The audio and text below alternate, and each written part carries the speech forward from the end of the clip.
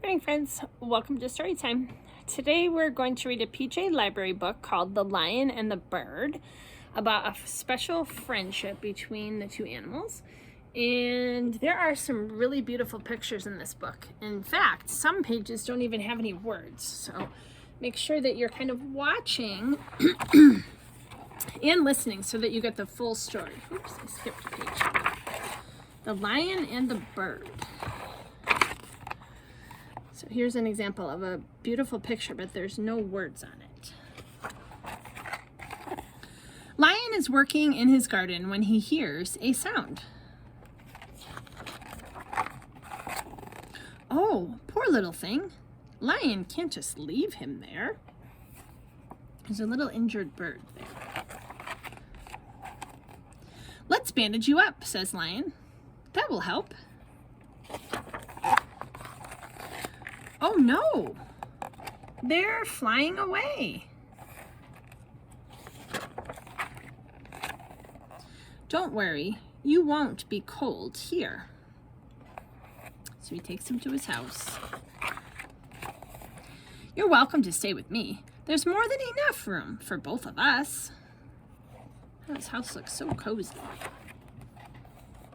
They're having a meal together, reading by the fire, he's brushing his teeth. And then they're off to sleep together.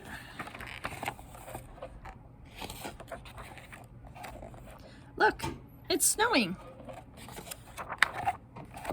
The snow is cold and icy, but you're snug and warm. They spend the winter together, enjoying every day. It snows and snows. But winter doesn't feel all that cold when you have a friend. That's a lot of snow. And then there's a flower poking through. And then one day, spring returns. And the others too. So all the bird friends are coming back. Yes, says Lion. I know. Looks like he's healed. Oh, now Lion's a little sad because he's all alone. And so it goes. Sometimes life is like that. Now he's doing all those same activities, but he's doing them all alone. Watering his garden. Lion's garden grows. Summer passes slowly and softly. And then one day, autumn returns. And how about you? Lion wonders. Maybe